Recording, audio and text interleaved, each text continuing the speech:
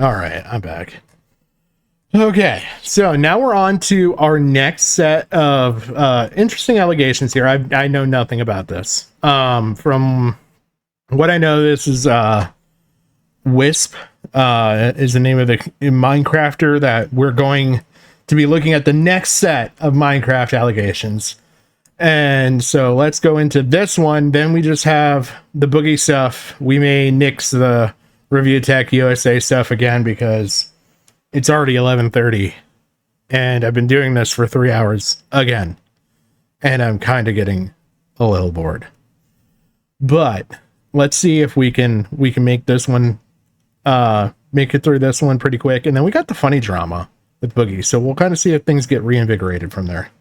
And today's video is going to be a very different kind of video. I'm going to be talking about some serious stuff, as you can probably tell from the title. It's always the serious stuff. That's how they always begin. So I'd like to say big trigger warning. I'm not sure what kind of things I'm going to be talking about. Sometimes I forget to put trigger warnings because I ramble, but please be kind to yourself. And if there's anything that even in the title you feel could oh yeah, I probably will get a second one once we hit the shit talking tipster trigger you, then please watch with discretion and please be kind to yourself. So today, again, I'm going to be talking about something pretty serious because I'm going to be talking about a relationship that I was in. Here's to hoping she front loads all the information and we'll get the allegations out the door in the first minute here. What are the odds? What do we think? Do we think we're going to hear it in the first minute or not? I'm not hopeful. I'm going to be honest, but probably not going to be till somewhere around here that we'll actually get to what's important, especially given that it looks like there's a little viewing bump there. I don't know. This viewing bar is kind of flat all the way across. Let's go for it. That was emotionally abusive. And there's a few reasons I am going to be talking about this. And the main one is that growing up, you learn a lot of things, right? You learn to look both ways when you cross the road. You learn to not talk to strangers, put on your seatbelt before you get in the car, before you get in the car, sorry. But you don't learn what to do when you get gaslit. I swear to God. What to do when the person that you love isn't treating you the way that someone who loves you should treat you. If we go through these allegations and it's something like she stole her napkin or something like that, I'm going to be very upset. By the way, what is going on with this? Like, are they in the middle of moving or something? Oh, all my books on my bookshelf just fell off. So I'm going to keep listening to this, but I'm going to go off my camera for a second. So there we go. All right, I'm going to hit play. And things of that nature. And it's just not something you learn because it isn't something you should ever go through. It's not something that should happen to a person. But I look back on myself during this time and I'm just like, how didn't you see this? Why didn't you save yourself? And I wish with every fiber of my being that I could go back in time and drag myself out of there. But you can't because you don't realize. And for that reason, I want to make a video like this to show people what it's like and to bring awareness to this kind of relationships and this kind of abuse because people don't realize it when they're in it until it's too late. And I want to be a voice of reason for even one person. If even just one person sees this video and goes, hey, that's like my ex or that's like my partner and realizes that, then I'm happy because I felt pretty noble cause so far, but we haven't heard anything yet. I'm gonna hopefully go forward a little bit here. Sorry, we missed something. We'll go back. I'm purely doing this because it took me so long to realize, like I said, what was happening. Nope, we still aren't there. To share their story makes me really sad as well. So that's why I'm doing it. So yeah, I've already tried to film this video like 2-3 times now, and every time either my computer crashes or I just cried through the entire thing, and I'm quite nervous about people not believing me. You put a story like this onto the internet and you just opening the floodgates to people being like, you're lying, you're not telling the truth. But sadly, I have a lot of proof of things that happened to me, and I probably will try and keep the cuts to a minimum, but I also suffer really badly with like brain fog and rambling. So I'm going to try to keep things as like concise as possible. But wait, brain fog? Isn't that like from like being John Malkovich or something like that, or Monkey Bone? Maybe. Seem to think Brendan Fraser was involved with brain fog. Pardon me if there's cuts because I ramble. I have like 6 pages of notes inside here, 6 bullet point pages, which is nuts. So let's just get started. Holy shit. We should probably just start way back with the fact that growing up, I never was in a relationship, and I'm sure there's a plethora of reasons why I was not in a relationship. Okay, we don't need to start at birth. Oh my good lord. Like romanticizing and imagining what this person's going to be like. So when I met this guy, honestly, Father Universe plucked him out of nowhere and just dropped him into my lap. Like, he was so, in my eyes, completely perfect. Like, he ticked every box I think I ever could have had. We had like the same music taste, the same sense of humor, we had the same TV shows, we had the same job, like we worked in the same field. Our friends got along so well. our families got along so well, everything. Like, it just felt so perfect. That's why Teddy's not in the chat. I'm convinced Teddy and Femios may be the same person. I love this person so much in a way that I can only describe as accusations are on page 6. Paragraph 16 on page 6. Naive. Like, I love them very purely and implicitly. And okay. I understand. I'm going to be nice that I understand why you front loaded as far as like all this stuff, but we're 7 minutes into your video. We only have 40 minutes left. Can we release the bombs here soon? Makes a relationship emotionally abusive, right? The reason it's hard to leave and why people struggle to walk away is because there are these like glimpses of hope. There are these moments where everything feels so perfect that you go, this is what it could be. This is what we could be. This is a lot of pretense. And we had those moments. He could make me laugh harder than anybody else could. In my gut, I knew that there were these issues that I knew were really wrong. And I very much allowed myself to believe and be told otherwise. So I think the main thing with us was that the first thing I noticed, and that was very prevalent, was that there were so many arguments, like a lot of arguments, and they were the most unpredictable, out of nowhere arguments you can imagine. Like, normally, you know, someone says something or there's like a change in tension where you go, oh, this is going to escalate to an argument. It was never like that. It was always just all of a sudden now there's an argument, and it was always very intense. And every time the kind of language that would be used in these arguments is like, you're so angry, why are you yelling? Everyone can hear you, you're embarrassing yourself, kind of thing. And I'm very much not a confrontational person. Don't get me wrong, I'm not a bitch. Like, I will stand up for myself if somebody's yelling at me or having a go at me, and I don't agree with that, but I don't like arguments. I grew up around a lot of them, and I just don't like it. And will do everything I can to avoid one, if at all possible. I'm very much let's sit. Guys, this is not going to be an easy one. We've started out with a relationship. yeah. So she doesn't like arguments. That's the first thing we've learned here. That, you know, groundbreaking. And I believe that arguments can equal growth, in the sense that if you argue with somebody, there's obviously this common ground that hasn't been found yet. And then if you come to... We're still on the fucking arguments? Jesus Christ. I'm sorry, arguments? He'd still be angry. And I remember just being like, what do you want from this? Like, what do you want this outcome to be? What resolution do you want to reach? And he'd be like, I don't know.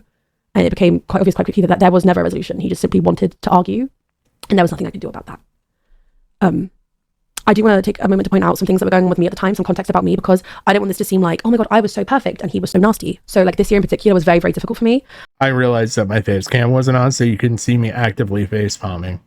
The year started off with my close friend passing away. And this was the first time I'd ever had somebody close to me pass away. And it's something that I really struggled with, because it was this concept of my friend was the most gorgeous human. Like, she was so talented. She was so amazing. She was so lovely and smart and everything under the sun. And she passed away so young, and she still had so much to live for. And yet I was still here, and I was like a fraction of lives, and my parents and my family and my childhood friends and my boyfriend were all back in Brighton, and I just felt very lonely. There's like an Olivia Rodrigo lyric. Oh, I can't remember off the top of my head. I'm about to do it. Oh, we've got the phone out. We must be getting into it. Of what happened, because, you know, it was sent in the moment. So I say things ended absolutely effed with my boyfriend. I can't even explain what happened. It was so weird. Like, obviously everything was fine and it was lovely, and then we're brushing our teeth and talking, and he slapped my shoulder where I'm sunburnt. I want to say this was not like a hit. It wasn't like a slap to hurt me. Now that I think about it, it's still weird as hell. Like, it was blistering red sunburn. I can't remember what it was. It was kind of like a shut up, but still weird. Like, I don't know why he did that on my sunburnt shoulder or whatever. Which obviously hurt like a bitch. And I'm like, ow, could you not? And then 30 seconds later, he does it again, and it hurt so bad I cried. So then he's like, oh my God, sorry. And I felt so embarrassed that I'd cried. I just stood there for a minute. I turn around and he's like, I'm sleeping downstairs. I can't be asked for this. And I'm like, what? And he goes, I'm not going to argue with you on my holiday. And I'm like, wait, what? And he's like, nah, I can't be bothered. So I go downstairs and I'm like, please come upstairs. And he's like, no, I refuse to argue with you. And I'm on the stairs just being like, you're starting an argument with yourself. And he's like, Jesus Christ, you're so loud. This is a nightmare. You're starting an argument on my lad's holiday. I'm going to come upstairs so you stop, but I'm just going to come back down here when you're asleep anyway. I didn't even care about the slaps that much. It's the fact that he got so mad after I just stood there. So I go to brush my teeth, and man, what happened fully hit me, and I started crying. Shit like last night feels so embarrassing and degrading. So I'm crying whilst brushing my teeth, and I hear him yell from the bedroom, Lexi, you're fine, stop crying. And I'm like, holy shit, who is this guy?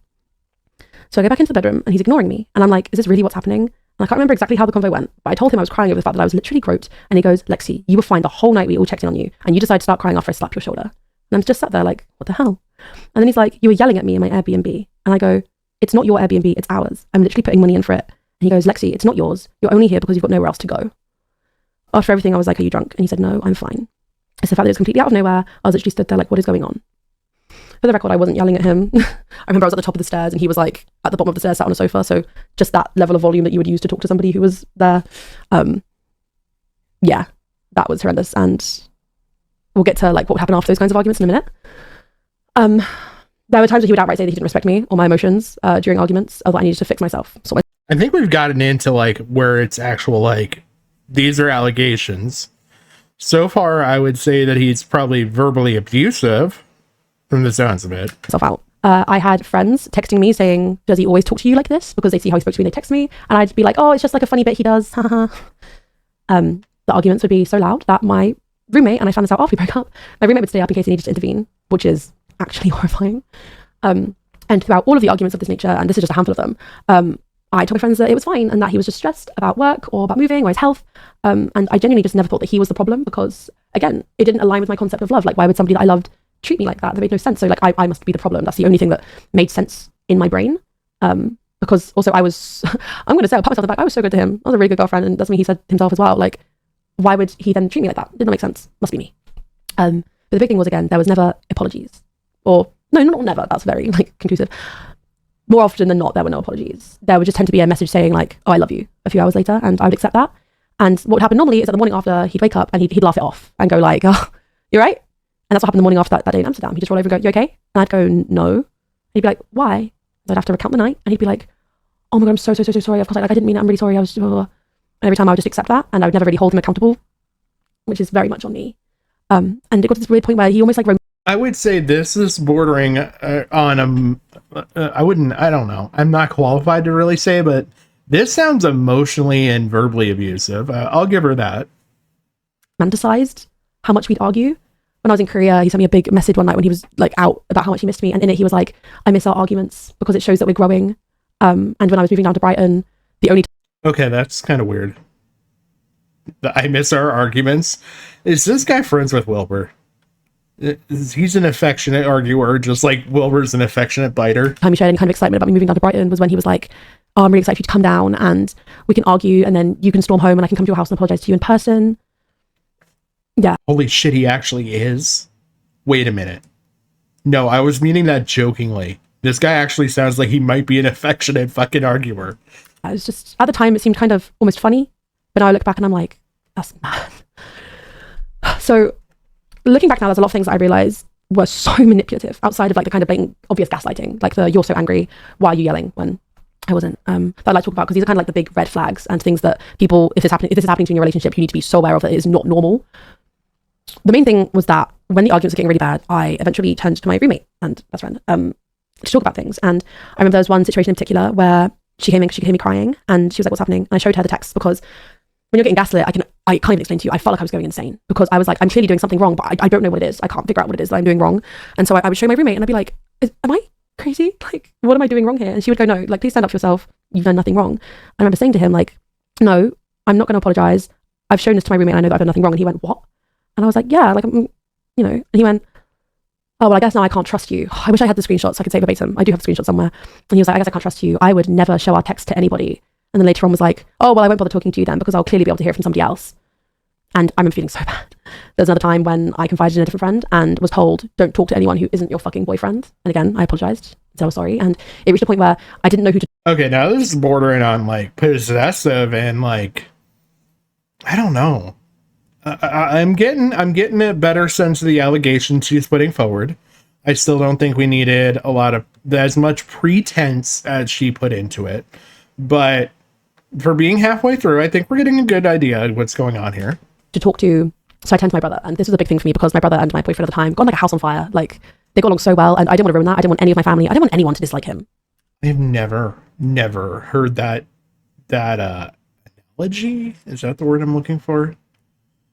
Getting along like a house on fire. I mean, houses do burn very well and thoroughly. Because he was the guy that I loved. I eventually told my brother, and it got to the point where my brother called me and he was like, I'm coming to get you. You need to come home. Like, I'm worried about you. This isn't right. And I was like, no. And after the conversation, I deleted all the texts because I was scared. Okay. Now, I do want to say something that I'm already noticing that's very, very, very different with her allegations here. Her she's trying not to cry. She's trying very hard to not cry, and like that kind of hit me right there. I'm gonna play that back. My brother called me and he was like, I'm coming to get you, you need to come home, like I'm worried about you, this isn't right. And I was like, no. Right there. Did you hear the stuttering breath? That's the shit I was talking about. Katie never fucking did. Remember how like when we were watching her fucking her allegation shit, and like she would like cut emotions and like go from like totally like upset crying, and I'm gonna fucking air quote the shit out of that shit because I don't fucking believe that crying. Prove me wrong. But she went from like crying to totally like actually angry at one point, and like there was no, and like from hard crying, like she was portraying that she was hard crying. And this woman has not shed a tear. She's not touched her eyes once or anything. And you can tell this actually makes her upset. You hear that in her voice? Like that's someone actively trying to like hold back from, like, this is emotional for her. And after the conversation, I deleted all the texts because I was scared that my boyfriend would see them and get angry. Like that's the point I reached. I was deleting texts to my own brother because I got scared that they were going to be found. Following this, we had this big conversation where it was like, if something's upsetting you, if there's something wrong, talk to me. This is so healthy. This is very much my way of thinking. I'm a big believer in communicating can solve like 99.5% of all problems in relationships. The other 0.5, break up, And so I was very down for that. But then it became this thing of if I had to talk to him or confront him about things. Exactly, Jim. Regardless of whether you want to classify this as abuse or not, it's very clear. This is a very emotional, a very, very emotional conversation for her to have, even just in private with a fucking camera. Like, but yeah, maybe you're right about the 90s. Yeah. Things. He'd get angry and say that I was putting pressure on him or that I was being too much or not being understanding. But then when I'd keep things to myself, he'd then get angry that I didn't talk to him. And he'd be like, oh, is this really what you think of me? You really think that you can't talk to me about things? Like, I can't believe you think that of me, kind of situation. And it got to this point where, again, I didn't know what to do. So I just keep things to myself because the arguments that would follow were so exhausting that I just didn't want to deal with it. And at one point I said that to him and he went, if you're going to try and blame this on me, then just don't bother talking to me. And that was like, there was no winning. There was never any winning. There would be this sounds more like what I would classify if I had to put something as far as like emotional or verbal abuse. Like this is kind of checking all the fucking boxes for that. Points where he would like yell at me or storm away from me in public in front of friends at events and things like that. And afterwards he would talk. Like he sounds like a fucking man child. Like whoever the fuck this guy is, he sounds like a fucking man child. Like you're literally I'm sorry, call me a fucking simp if you want. You shouldn't treat a fucking someone you care about, regardless of man or woman, like whatever your gender, your sexual identity, whatever. You should not fucking treat someone like this. Like this is clearly like emotionally like bothering her to the point that like her brother said, I'm coming to get you. And that tells me like there's a lot more emotion behind this than she's portraying right here. Talk to me and be like, oh, so-and-so hates me now, cheers. Or, oh, thanks, now this person's gonna think I'm a dick. Thanks for making me look bad. Things like that. Over things that he'd done, over things that he'd caused and done and stormed off about would be blamed on me. And I would feel awful because again, I genuinely thought that it was my fault. I was like, oh my God, what have I done? Like, yes, exactly. Like there is a raw emotional feeling to this, and she isn't making eye contact with the camera. Like she's trying to show off tears. Like, yeah, there was a lot of like this. It felt like in Katie's thing, like I'm sorry, that's kind of how the whole fucking thing came off. Especially when you look back at her fucking channel dissection we did.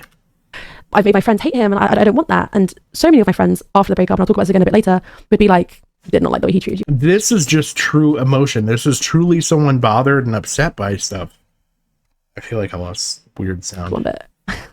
Also, there was just a lot of projecting onto me, is the only way I can say it. He'd often call me a gaslighter or say that I was doing like a classic guilt trip on several occasions. Being called a gaslighter is a word that really triggers me. It's not something I'm going to go too deeply into, but I've just had some experiences that makes the word very triggering for me because it's never something that I would do and it's never a person I'd want to become because it's something that's happened to me even before this situation and it makes me feel really sick.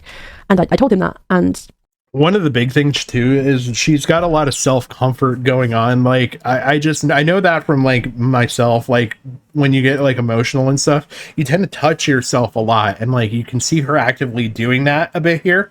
So yeah, like she's looking down, she's trying to detach from it. Exactly. she's trying to detach, she's trying to just tell her story without the emotions that she already knows she has attached to it. Her body language, the way she's sitting, and she looks very uncomfortable. Yeah. The self-soothing. Thank you. That's what I'm looking for. Yeah. She's doing a lot of self-touch, like self-soothing, like it's just something you naturally do. Like you like, it's comforting to yourself on like a primordial level to do. I'm not gonna lie, when I got called that, my reaction was, very distressed. I remember just screaming, being like, don't call me that, like, do not call me that. And he was like, whoa, like, what the hell? And he'd call me that and then would call me crazy when it would make me react. I've had moments like that where like somebody's like, I've said something to someone, like even in a half joking manner, and like they've had that reaction of don't fucking say that to me. And like it could have been something that was totally meant as a joke, and like I tried and everything to like put it as a tone of it as a joke, and like when they reacted that way, I was like, holy shit, man, I'm sorry. Like I think it was another guy friend I said something to at one point, and I was like, man, no, I didn't mean it like that, I'm sorry. And they're like, I just really don't like that word. So like I can even see just the way she's like, the little bit of anger that she got there, like whatever he said with the gaslighting thing, the way he said it really got under her skin.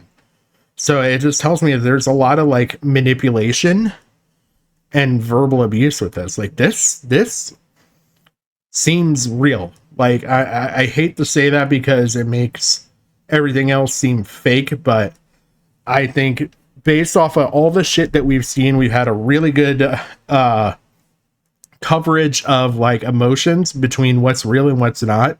This feels like it falls in that real category. Like it's not performative. And it's not something he'd say super, super commonly, but he would often be like, oh, you're gaslighting me. Oh, classic guilt trip, like things of that nature. And he knew that it would upset me. I told him the story why. Exactly. Like she's portraying a lot of raw pain. And like you're saying, Jim, like people can have pain on different levels. Like, I've gone through a lot of like actual personal loss in my life, like actually having people die. So like things affect me different than even my wife. My wife, I was with her when she lost her first significant like person in her life, and that was her grandfather. And she's 5 years younger than me. So like she and this was what, 3 years ago, so like it's not that long ago, and it's so much later in life for her when I was like fucking 11 when I went through stuff, and 8, like I experienced losses that were harder, and like so I deal with pain differently having lived through my life. Like and then I get called crazy and I would get triggered by it. Other thing was that obviously during this time I was looking for therapy, but also I was living in London. I was paying big bad London rent. I was paying London bills, and also I went private to sort my skin out, so I was spending thousands on my skin as well. And I really wanted to get therapy because I believe everybody should get therapy. Everybody should get that kind of help. And I was looking into it, and when we'd have these arguments, that was an ugly snort, but that kind of tells me that like this is bothering her. He'd be like, you need therapy, you need to sort yourself out. And I'd go, I'm looking, like I promise I'm looking. And he would say that I was lying, and he'd be like, show me proof, give me proof that you're looking, or that you're sorting one out. Which obviously, like, how do you prove that? What do you need to go through my search history? And so when I couldn't bring up proof, he'd be like, you're lying, you're not even trying to make yourself feel any better, you're just relying on me. Yeah, this and that was is the background that you're too sad to cope with. This is like actual of the video. Manipulation. Even like just small outbursts of annoyance I had, I'd get called crazy for. Like, if I'd huff or storm out all the words that people like to throw around with situations, this is the real shit. This is like the actual, like when you want to know what gaslighting actually is, like someone saying like time and time and time again, and like just the emotional abuse to where you're second guessing yourself. Like I went into this, and like I said, I was very apprehensive because I just with a lot of these allegations, but I'm very much in support of this woman. The room, I'm a girl, I'm a woman who gets on her period. There'd be times where maybe I'd just be grumpy, and I'd be told like if I snapped or anything. The fact that she's trying to bring humor into this too, like it's just a very telling thing. Like you try to,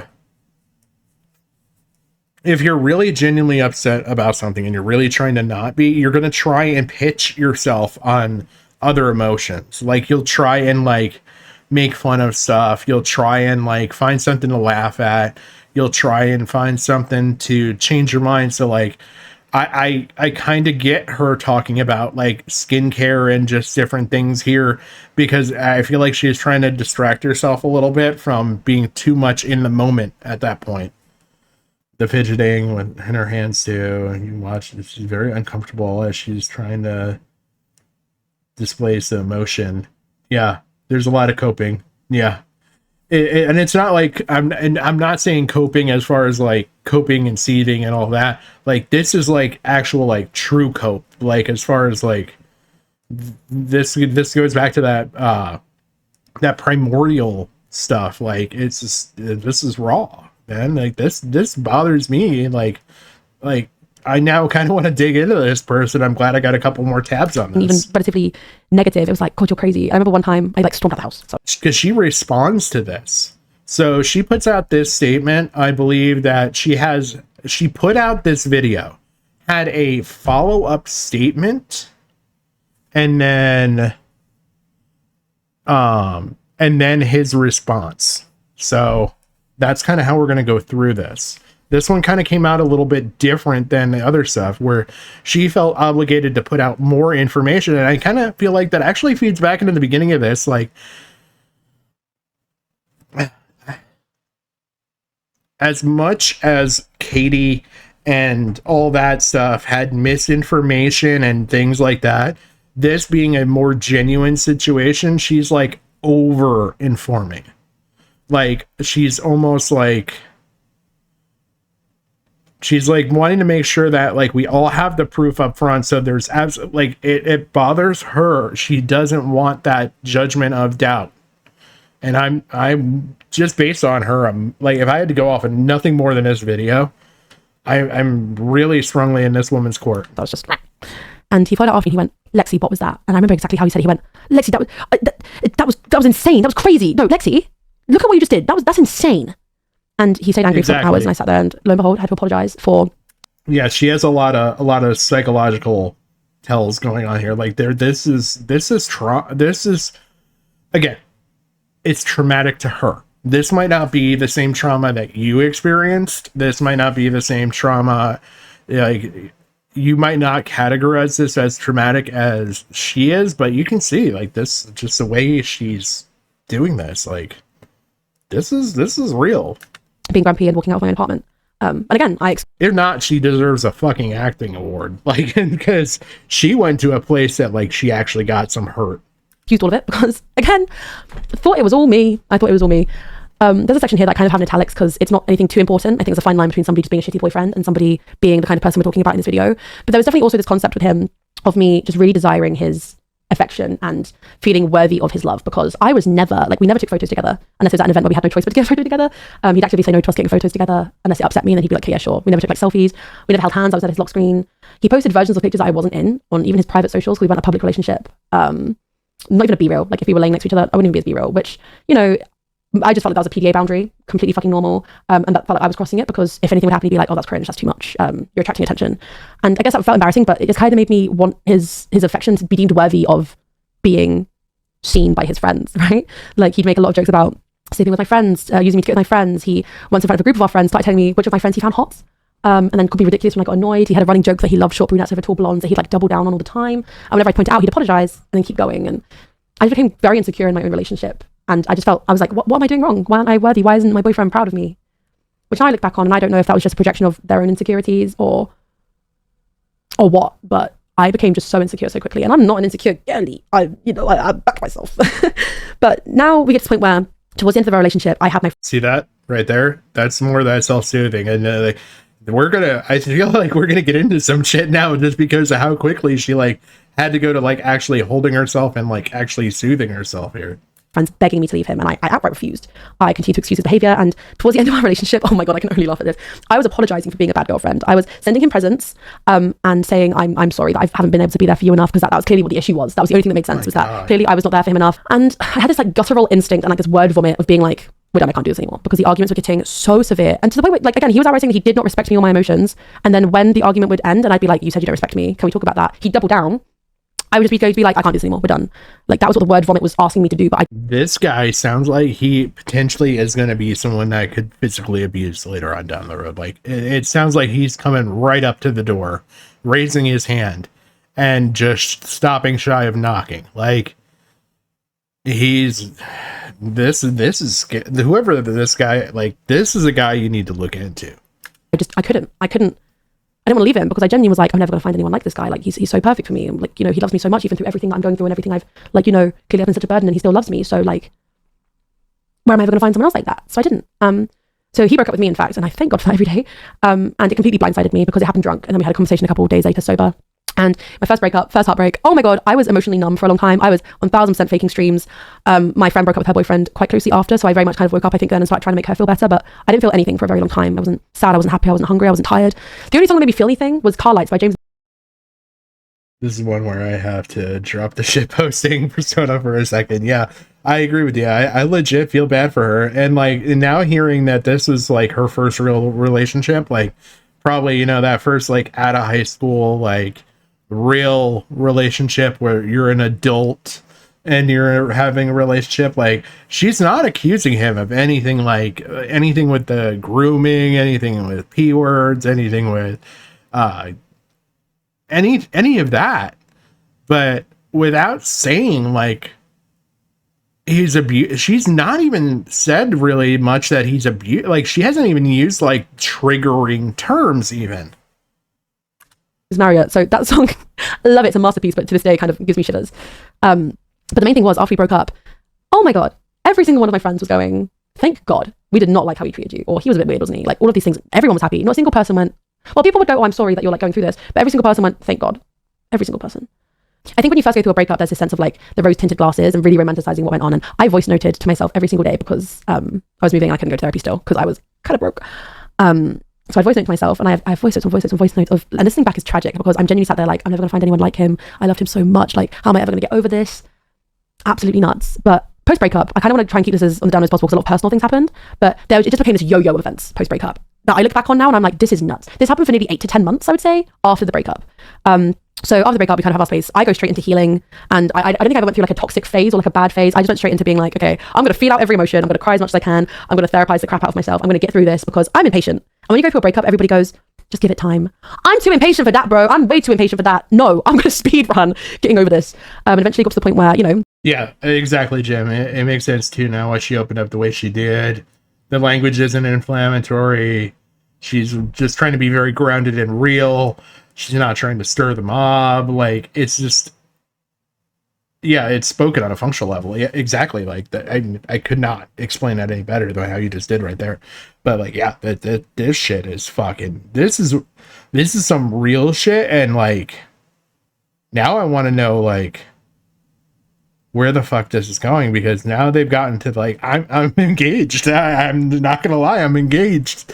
For as much as I was disengaged in the first 7 minutes of this, I'm very engaged now. We were living in the same city with the same friends. We were going to see each other, and we were friends, I guess. I'm not going to say anything about how he dealt with the breakup. That's totally on him. But yeah, it got to the point where I guess we were like friends. We were at the same events. We'd say hi. We'd have a hug, whatever. And then there came this weird breakdown where all of a sudden he was like, oh, the thing is, like, you're the love of my life. Like, I know you're the person I'm supposed to be with. There's something he swears he didn't say, but this sounds like true gaslighting shit right here. Like, to come back later and do the fucking love bombing shit. Like, this is real love bombing shit. Like, they went through a whole toxic ass fucking relationship, broke up, spent some time apart, and now he's like puppy dogging back to her. And so we then start talking about getting back together a couple months after the breakup, and we ended up going on like a break where we completely had no contact. And then after that month, he was like, actually, no. And we cut things off again. I did love or host. Like, I got over it and I did love or host. And then that kind of brought this weird, like, few passive aggressive tweets that were like kind of aimed, that I had my friends sending me being like, this is weird, like whatever. We had friends that were doing concerts, and I remember there was one situation where a friend was doing a concert, and the week before my ex had done something and like ruined my night out basically. So he goes, oh, you can go to this one, like I'll let you go to this show. So we go to the show and it's a great time, and afterwards and it just feels like he's trying to still maintain a sense of control over this woman. Like, you can go to this one. Like, maybe I'm overanalyzing that. I might be getting a little too much generosity now, but sounds like the abuser is getting the hooks back in. Yeah, exactly. Like, this is literally like, Like this is almost like the only thing I can think of to compare it to would be like dealing with like a really narcissistic type person, like because I've seen what my wife's went through dealing with a narcissistic person in her life, and like that was unreal. We head back to Brighton, we're gonna go clubbing. I get a text from him because I want us to be able to communicate to make sure that we're cool and our friends don't feel uncomfortable, right? And he messages going, oh, I heard you're going to the club, I'm gonna be there, which is absolutely fine, you'll come in, just know that I'm probably not gonna talk to you. Absolutely fine. Except when I turned up, he abruptly left, continued to tell everybody that I ruined his night, and later sent me a voice note saying that he gave me that night at the concert, and he kind of let me go, and I This guy he's got to be like if he's in a relationship right now, in any sort of long-term relationship, this guy is full of red flags hearing this shit. Paid him by turning up and ruining his night, a night that he wanted to go to, and I had the audacity to turn up and ruin it. He messaged girls that I was worried about when we were together that he spoke poorly of, and then when they block him, I would get the blame for it, and it was like, oh, you obviously made them block me. I did not. They blocked him on their own accord. And after all of this, I still went back to him. And I think it was after that point that I went, this is bad, because it had been a good few months by at this point. And I was like, I need to cut this guy off. So, you know, I tried being his friend. We tried getting back together. So now I was going for we can just coexist. Like, I'm not going to give you the time of day. I start hearing that he's calling me crazy to his friends. And he's saying that I begged him to sleep with me, or that I was way too eager. I start hearing all of these things. And so begins this really weird time period where it was like, I was doing nothing wrong. I wasn't doing anything to get at him. I just wanted my peace, and I was trying to protect my peace. But I was being made to feel guilty for hanging out with our mutual friends, or I turned up to a club that he was at, and next thing I know, I'd have strangers coming up to me being like, that guy's calling you crazy, I'm really sorry about that, or I'm sorry you're dealing with this, or girls would come up to me going, oh, he said that you were his ex and you were crazy. All sorts, like I cannot even explain to you. And throughout all of this, my friends were with me on these nights out, and I would have his friends coming over being like, you should go, it's really unfair that you're here. It was nuts. Wow.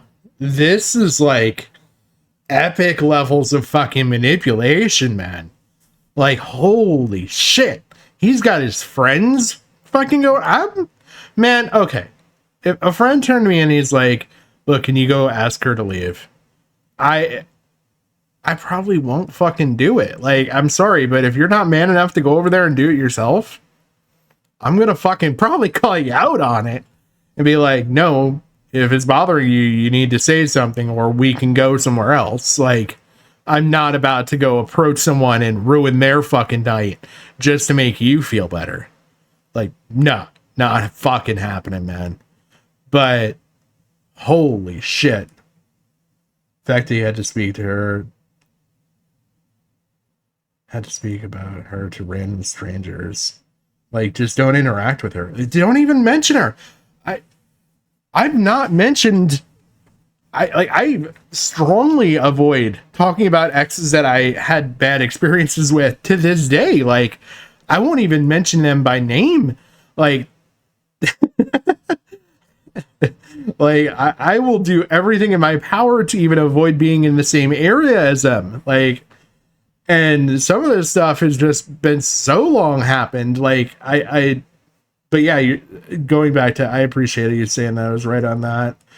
I don't know. I think I still was being a little too generous to her, but yeah, people should be able to both go and not interact or just whatever.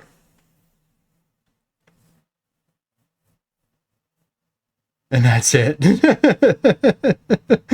Yeah, like I went through some crazy stuff, and like, so I'm very much relating to this woman, and like, this shit's fucking nuts. It was a really weird time, to the point where I stopped leaving the house because every time I'd leave, I'd bump into him and my night would just be ruined. And I used to and that sounds like he's doing the shit on purpose. Like, he's trying to close her circle in.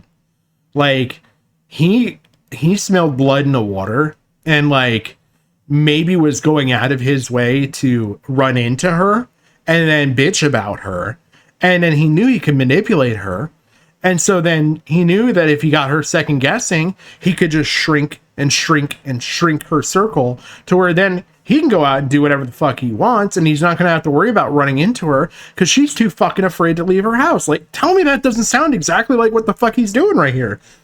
Like, I'm coming to that conclusion wholly on my own. She hasn't said any of that shit, but it sounds like it. I mean, I wouldn't put it past this guy from the shit we've just heard in the last like 10 minutes. I think that it was so normal to see your ex and to get not only sweaty hands and have your heart go fast, feel borderline panic attack, that you're going to pass out. Like, that's how extreme. It sounds like I'm being dramatic, but genuinely, I would see him and my whole body would just go into meltdown. And I thought that was normal. And it's not. Yes, you see your ex and your heart stops a bit and you're like, ugh, you're not supposed to feel that way. But I was so like traumatized, I guess, from the amount of times that my night had been ruined. It was just like a preemptive, okay, what's going to happen this time? What's he going to do now to get me and to hurt me? Because that's what it was. It was just months and months of me working on my peace and having it ruined. Yeah. On top of this, he was like stalking my socials. I got told this and I didn't believe it. I got told that he would check my stuff and I didn't really believe it. But then very quickly I got proof. He like clicked on a link or on a tweet that I'd posted like a week beforehand and I got a notification of it. And I was like, okay, this is just really strange behavior now. Like you're telling people that I'm crazy, but then you're like stalking my accounts at the same time. Like kind of like keeping this weird eye on me. But early on post breakup, all my friends were in their thank God you're out of there phase. And one of my friends went, this is emotional abuse. Like the way he treated you, that's abuse. And I brushed that off so fast because I was like, you're right, Jim. Holy.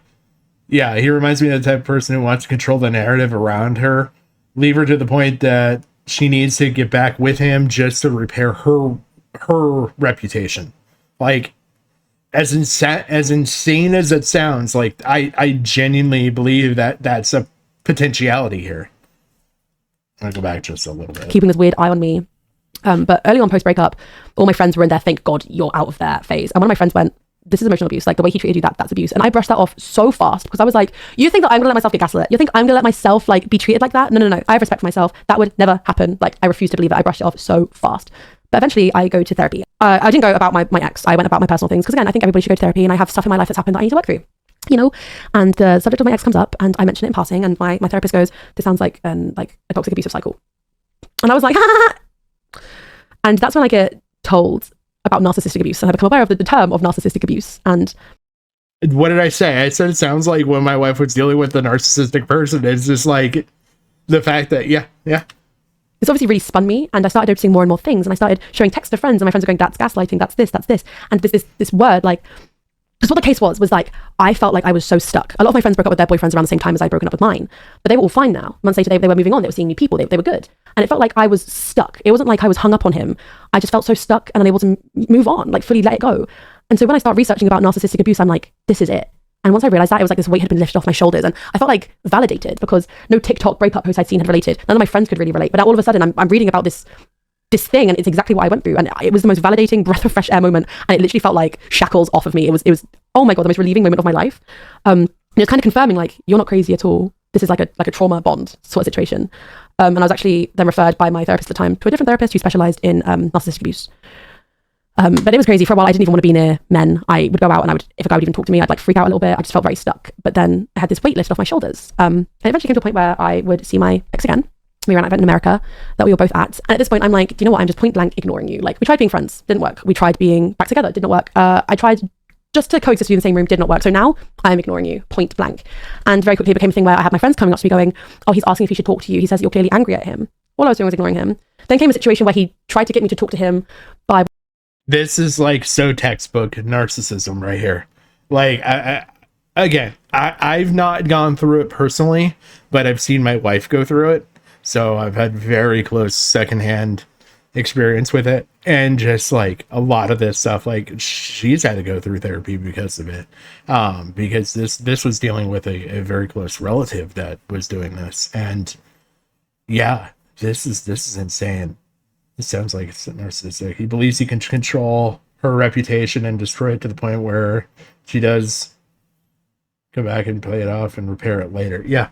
Like this is like narcissists. The biggest thing that I've noticed is the ignoring thing really gets to them. So I'm not surprised to hear that, like, when she moved to the point where she started to ignore this guy, that it really started to bother him. And he kind of started to go into the what I did wrong kind of mode. Because it's never them. It's always you, whoever the you is. Like, it could be you, like, in this case, as X. And it could be you as in, he's doing this to his friends, everybody. Like, he treats everybody the same because he's the problem. One of his friends bringing it up in front of our entire friendship group, which is not what you do. If you want to talk to someone, pull them aside and try and talk to them. But bringing it up in front of like 20 people to try and talk to me, strange. And then when I said no and walked away, to everyone he was with, he went, oh, well, that answers that then, guys. Then obviously when I hear that, I straight away feel guilty. And I'm like, oh God, okay, maybe I was a bit of a bitch. And we end up having this big conversation where I say to him, I don't want anything to do with you. I have heard what you've been saying about me. I've been hearing this and this and this. And I list it all out for him. And he sits there and he looks me dead in the eye and he goes, none of that happened. I never said any of that. refuses it all, and even says things being like, are you really going to believe strangers over me? Are you really going to believe this person over me? You know me. This is just so much like textbook narcissism. Like, things have clearly been twisted. And you know, I was really starting to believe it. I really did believe it because this was a person that I'd loved and trusted for a long time, and I cared about, and I wanted to believe them. And then I brought up the point, stop stalking my socials. You're not going to help yourself. I show him the screenshot, and he goes, I never did that. And I think in that moment, that kind of clicked for me as well, that I was like, okay. But the story changed very quickly from, I never did that, to, oh, I must have done it by accident, to, oh, I remember clicking on the link, but then like going off of it. Like, the story kept changing, like actually genuinely insane. But we end up having this like, he argued against everything. He would say that things that happened didn't happen. But this conversation mostly just ended with us saying that we were going to completely cut contact. We weren't even going to try and look like we were friends online. And every time we'd have these conversations where we'd end things, I would say, you know, I wish the best for you. I really care about you. I want you to look after yourself. And I want you to be, I would like us to be okay at some point, but that's clearly not now. And now I don't think it's ever going to be that case. But we always ended in a caring way, because he's someone that I'm always going to have love for. He's the first person I ever loved. But the one quote I remember really well is that I sat there and I said to him, I was like, you were very manipulative and abusive towards me. And he kind of... Hold on. He first asked me to give him examples of him being manipulative, and when I told him, he tried to tell me that I was, oh my god, bruh, dude, this guy just needs to be taken out and shown a wall. glazed over, and I kind of panicked, and I went, I believe you're a good person. And him saying, I know I'm a good person. Oh my and I don't know, god. like, it just really stuck with me. I think that's the moment that I just really logged out. And it was strange because like the amount of things that he said didn't happen, it just had me for months to question if these things didn't even happen, if I was even valid, of saying that I'd been gaslit, was I the problem, all these things. Like, for so long I was driving myself insane, being like, is it me? Am I the drama? Like, genuinely, I don't even know anymore. But about a week after that, I did get like this strange apology where, I don't know, it was very half-assed. It was very like, clearly things between us have gotten very twisted by other people. I'm sorry I sometimes got angry at you when we were together. And it was a kind of message that if he'd have sent that right after we broke up, I would thank the heavens for it. But now I read it and I was like, you've done so much more than that now. You didn't just occasionally get angry. You, like, it genuinely felt like I was being tormented for months of my life. And I don't know if that sounds dramatic or what, but it genuinely, like, I did not leave the house because I just wanted to try and protect my peace that badly. And I still read that apology and I still feel guilty for not accepting it. I accepted it at the time, but now I've very much retracted my apology because I've very much retracted my thanks. That's kind of like the end of what has happened. And my final points really are, like, it takes a long time, like the realization process. And even now I still remember There you are, Jim. You're back. And call him John Rockefeller with all that gaslighting. things happened and I go, that was not normal to tolerate at all. And there are parts of me that are very much spiteful. The fact that I will never know the truth of what happened, the fact that I was getting told this and then he would say the opposite, and that, you know, that's a lie. Like, why would you believe them? I'm never going to know the truth. I have people that swear hand on heart that he has done things and said things about me that he swears he didn't, and I'm never going to know the truth. And that's a really difficult thing to get closure from. It's also really hard to come to the realization that you let yourself be treated in such a way that you allowed yourself to be disrespected. And I became like a shell of a human during the time of this relationship. Like, I think I lost that like glimpse of life that I had. And I very much remember when we were talking about getting back together, one of my friends went, are you sure? I haven't seen you this happy in a long time.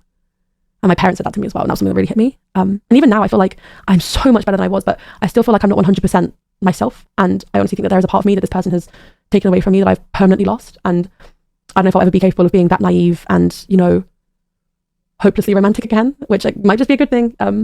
I have a lot of healing left to do. I've spent so much time on my own just learning to love myself again, because that was something that was completely stripped from me. I genuinely, I look back and I like cry for the human that I was, and I'm genuinely so mad that I didn't try and save myself sooner, and I didn't see what was happening, and I didn't save myself. Like, I'm a big person that believes in everything happening for a reason. And although this person taught me my first experience of love, they also taught me one of the most painful experiences I've ever been through, and I guess in the hardest way, how to love myself. And I think I have so much more respect and love for myself now that I never had before, because this person completely stripped that from me. And honestly, I don't know how I feel about this person. I don't know how I feel about my ex. I'm always gonna have love for them. They're the first person I ever did love, and I'm always gonna care about them to a degree, but I genuinely hate them. You know what's really interesting? Look at the time frame on this. Here. This is 5 months ago.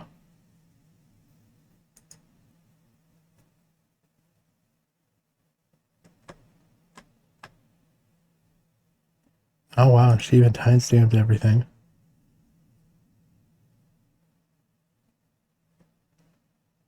Wow.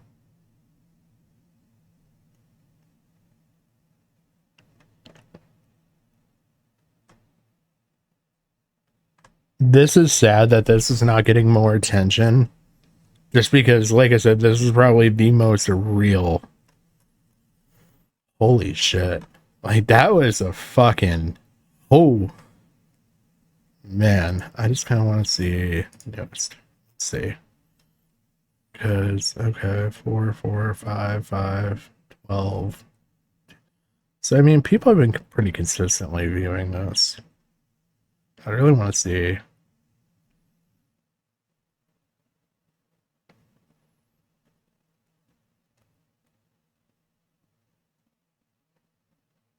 Don't forget he doesn't deserve it. I mean, they're right. They're right on this one. It's just, that's so strange, man. Okay, so from there, we go on to a tweet. So this is from Lexi, which is the person that you just watched. Oh wow, they even have more stuff. Oh, and there's the video that we just watched. Hi everyone, I just wanted to say something about this before it all spiraled and got out of control. I've had this statement written for a long time as a way to process my feeling offline, but now probably the best time to post it as it explains everything. Okay. Hi everyone, I've seen the recent discourse on Twitter and have honestly spent the past hour taking it all in, as it's truly something I've never thought would happen when I shared my story. Due to my smaller platform, I've made it clear that I was too scared to say anything due to legal action. However, now it's out there and I do have some things I want to say. When I originally made my video sharing my experience with narcissistic emotional abuse back in October, I had no intentions of sharing the name of my abuser for a few reasons. Firstly, the entire point of the video is dedicated to sharing my experience so that others maybe feel inclined to do the same, giving a space to uplift voices of victims and for other people to educate themselves in domestic abuse, as well as it was something that I knew little about and I found myself trapped in. I did not want to become shrouded in speculation or become sensationalized, expose, a witch hunt to look like a desperate cry for attention. But as well as this, I still, after all that I went through, wanted to protect my ex and help him. God damn. I wanted the video to be a wake-up call, an end or beginning of an end to his destructive behaviors that had not hurt only me, but multiple people around him for extended amounts of time, and thought stupidly that sharing these things would connect not only to the people watching, but to him as well. And the people watching is a sentiment that many people who messaged me also shared, commending me for trying to save him from hitting rock bottom without naming him public once the video was published. I stupidly thought that I could get through. I thought I had the entire duration of our relationship that was proven wrong time and time again, and that chipped further away from me until we broke up. However, I've come to realize that my silence was never seen as help or a kindness. It was compliance. Man, this girl actually gets it too. Like, it was allowing someone who caused the darkest point of my life to continue to have a platform that allows him to influence young, impressionable minds while not upholding the values that someone in that position should hold to exist without consequence. I was made for a long time to think that talking about my experience made me obsessive, crazy, and that talking to any of the mutual friends was done in order to anger him, to get at him, to the point where I cut contact with many people. All things in which I realized were most likely tactics to gain my silence and isolate me. Although I stand by my point of not naming him in my video as to not deter from my main point, that kindness stops now. It's taken me over a year to realize the extent to which I was abused and even refer to my ex as an abuser at all. Man, this woman gets it.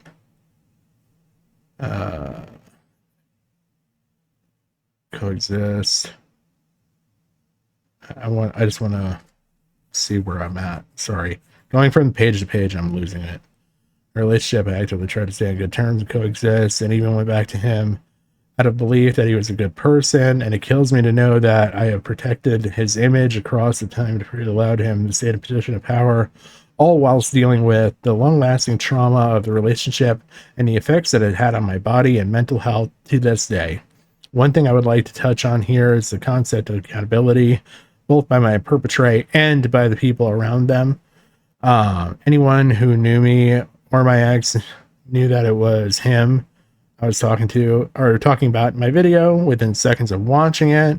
And this was proven to me through numerous messages, conversations I had with people following the video being published. Despite this, the amount of people who continue to hang out, support, and film content with him was truly gutting. Man, that would be. I'm going to stop for a second. That would be.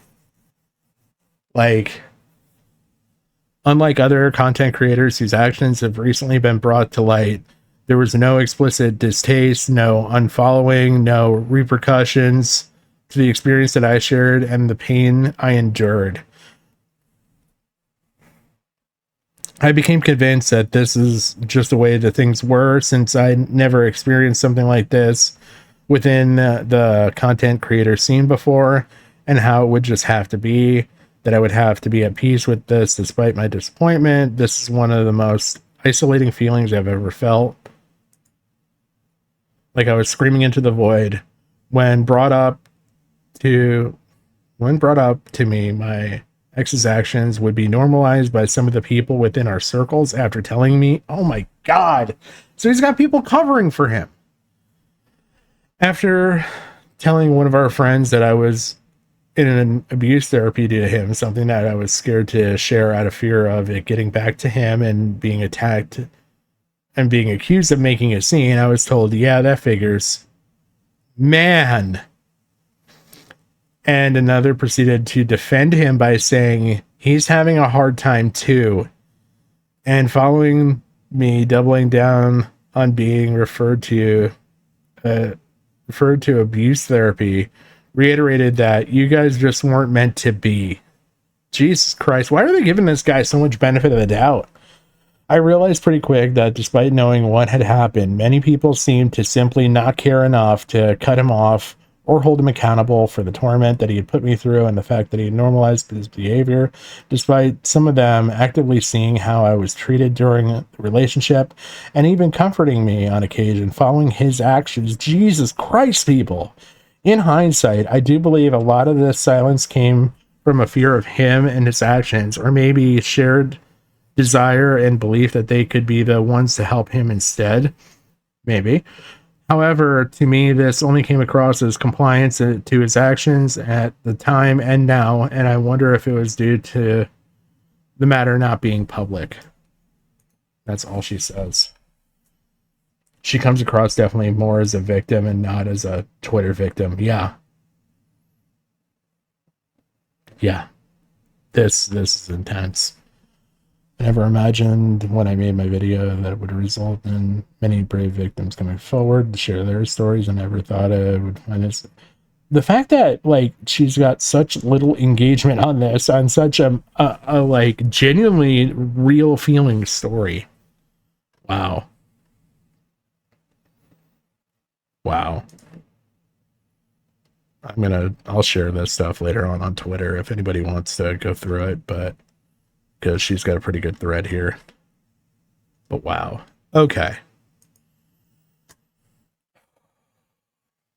You can already tell he's a psychopath because he's using white. Oh my God, it's so goddamn bright too. To Lexi. I want to start this off by saying sorry, not just for the things I've done, which I'll get into, but for how I've acted since. When Lexi first made the video explaining everything from her side, I thought that the last thing she'd want was me to contact her. Jesus Christ, he's already starting off. This is going to be a fun read. And he's got to be a fucking psychopath and put it on a fucking white background. I thought the last thing that she would want is me to contact her. I now know and completely understand that I should have reached out to apologize much sooner. I was also ashamed because I know that I did things in our relationship that hurt her. I know I could never take them back, but I do want her to know that it was the last thing I ever wanted to do. No matter how badly my mental health was, here we go with the excuses. I had no excuse to do or say a lot of the things I did, and acting out of anger never got me anywhere. I can see that now, even though there were times that I couldn't see it at all. Oh, lovely. How much of this do I gotta read? Couldn't just make a fucking video.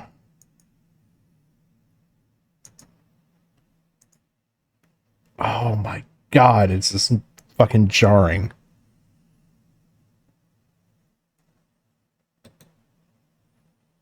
Who's Jay?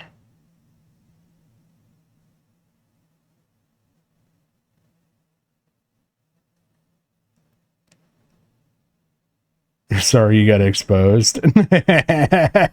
Somebody gets it.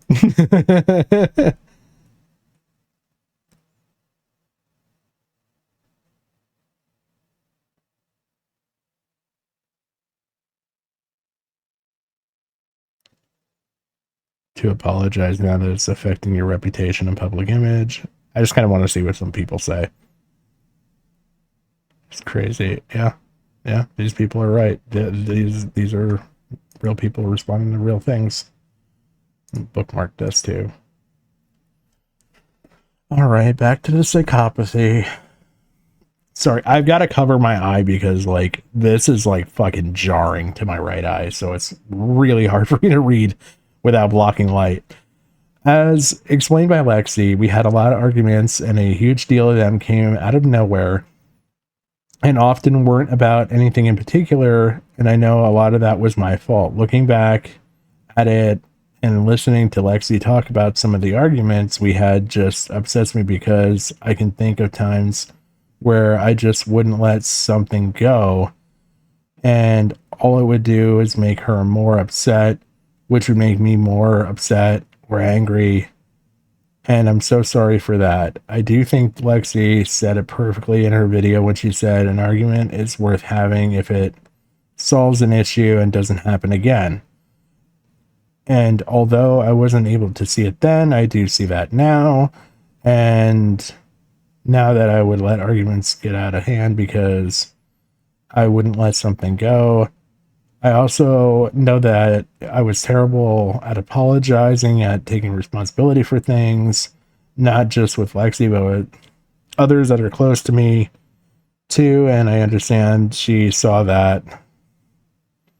Lexi mentioned that I never wanted a solution. I just wanted to argue, and I completely understand why she thinks that. I was bad at coming to realizations on my own and didn't give her any reason to believe that I wanted to stop arguing. I am truly sorry for that as well. He's just saying the word sorry a lot. Hold on. This doesn't come off as him taking accountability or being sorry for what he did. It's like, sorry for getting caught is how this is coming off. I'm going to have to shut this light off. It's bright before it goes off. As I said, no matter what I was going through, I had no right to talk to Lexi the way I did. At times, I know she had an awful 2022. An awful? Really? That's all you're going to go with? With everything going on with her skin, her living situation, her friendship groups growing apart, and to top it all off, her close family members. Why are you bringing this shit up? Close family friend's death. The way I handled that was plain and simply horrific. I think about how I could snap at Lexi for being sad about something so tragic. It really does make me sad, and I'm so sorry. He's just using the word sad and sorry. I don't ever want Lexi to think that I look back at the things I said and think, oh, you know what? It's okay because I was in a bad place. I unequivocally mean it when I say I had no right whatsoever to talk to her like that. Having heard Lexi say it in the video has upset. You lived it, motherfucker. Did you not realize it at the fucking time? And even in hindsight, like, you had to listen to her retell it in the video. And you know what? Fucking great on her she didn't cry, because I feel like that would have given you something. Like, you'd have been like, oh, look at this woman. I got her. Specific arguments we had.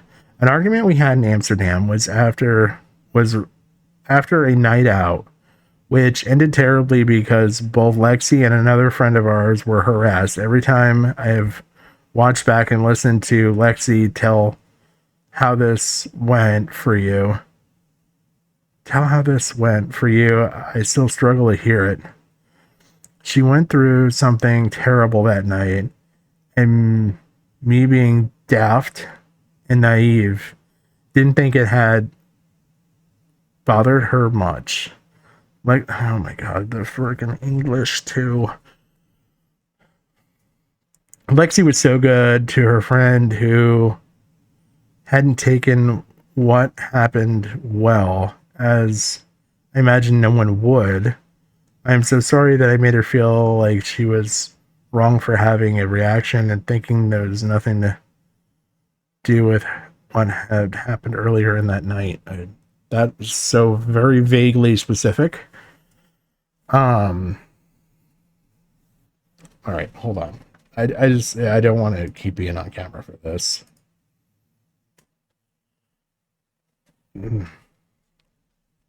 Is there any? Yeah, no. That's not going to do anything for me either. Alongside this, we had an argument about Airbnb we were staying in Amsterdam. I said some things along the lines of, this is my holiday, this is my Airbnb, this isn't yours. And it was completely cruel. I know I made the decision to invite Lexi to stay with us, and no matter how I was feeling or whether I felt like I should have invited her, I had absolutely no right to tell her that none of it was hers, because it was. I'm sorry that I acted that way. He's just like,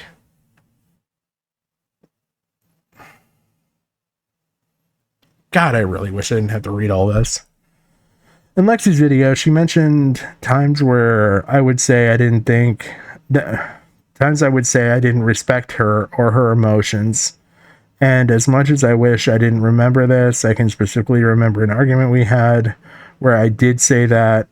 Unbelievable. No, very believable. It was mean of me to say, and although I understand that she may never think this because of how I made her feel, I do respect Lexi. I respect her and her emotions. I know and believe that she has every right to be angry and upset with me as she has been. God, I feel like this fucking whole ass apology is gaslighting just based on her story. Like, it's hard to read because, like, I'm not believing a single fucking word. And I'm wholly that comes from the fact of how well she did telling her story, and the fact that, like, her story came out 5 months ago.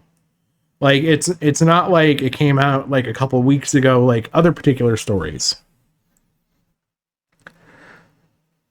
With the arguments we had, I know that my sarcasm would often make things worse or cause arguments in the first place, whether I was using it to cope to try and be funny. I should have known that some things I'd say were just out of order. What's just crazy to me is the fact that I didn't think that, and when I'd upset Lexi with something that I said, I would just believe it was her fault for not getting the joke. I know that wasn't okay, and I'm sorry. It literally is just ending every fucking paragraph, feels like, with "I'm sorry." Lexi and I had a somewhat long distance relationship up to 2 hours away from each other. I wouldn't say that's really long distance. So a lot of the arguments we had were over text. There was an argument we had in which Lexi had confided in her friend and asked for advice. My reaction was to get angry with her and suggest that I would never show others my text as they are private.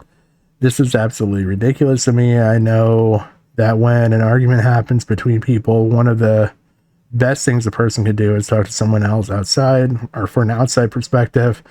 The fact that I told Lexi that she couldn't show people our text messages is preposterous.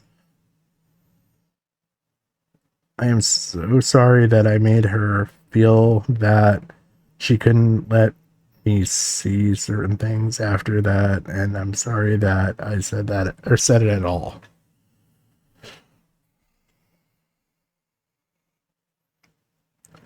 Final point about how I acted. After all this, there were things that Lexi felt she couldn't tell me with good reason. I am completely and utterly ashamed that I made her feel this way, and I know that I was projecting so many of my own issues onto her. During this relationship, Lexi was kind to me and always tried to talk to me about my issues, and for whatever reason, I wouldn't tell her. I wouldn't let myself. I told myself that it was... Next page. Because I didn't want to make her more sad or make her feel worse about the situation, but the truth is, I was just wrong. I hadn't worked on myself in years, and she was one of the people I took all of that out on, which is just not how it should be. I am so sorry that I made Lexi feel as though she couldn't cry in front of others or share her feelings because of how I acted. The part that I hate the most about all of this is that I know I hurt her. And dealt with things so badly when we were together, when all she wanted to be was happy with me and figure things out. I'm so sorry for who I was and what I did to you, Lexi.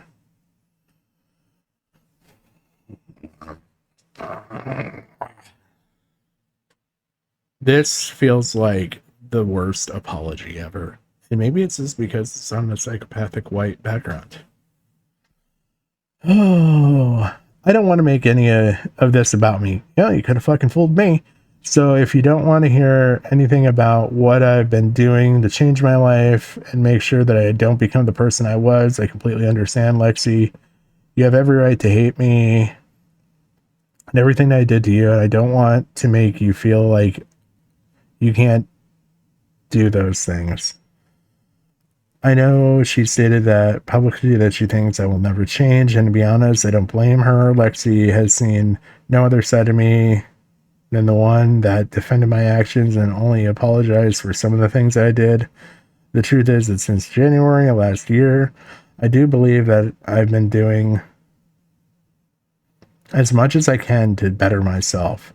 It started with antidepressants, which I now take daily and have for the past year and 2 months without slipping up and missing them. I have also been going to therapy since February of last year. I've spent 8 months talking to a specialist therapist about specific problems I was facing. And it was my time with her that made me understand how short-tempered I could be and that my mood swings were not normal, and that taking things out on other people would never be the answer. To my surprise, my personal issues got better, and in turn, with that, my depression. Don't get me wrong, I still have my moments from time to time. However, things like snapping, mood swings, I really don't want to hear this excuse. I'm just going to keep reading over this. You know what? If you really want to read how he's gotten better for himself, you can read it.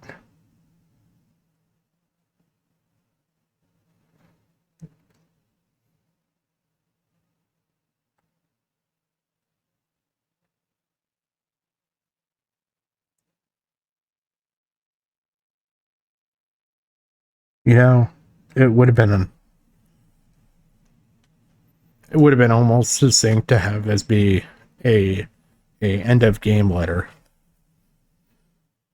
in regards to Jay and my old Discord server, what happened between Jay and I was not okay.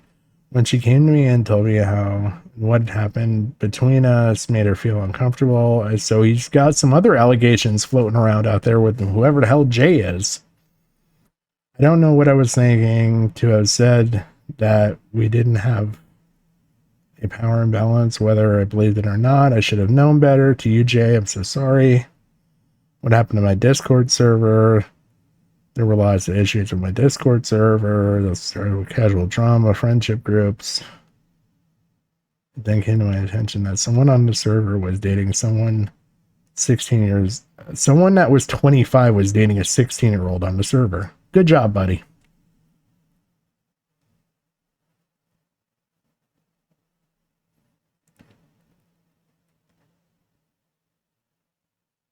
What do you mean you shouldn't? I shouldn't have been blinded by legal technicalities.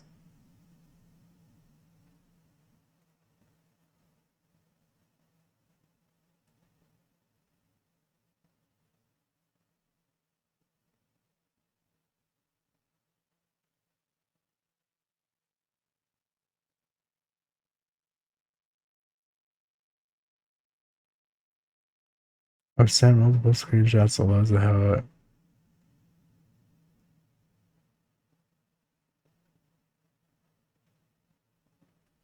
wait a fucking minute.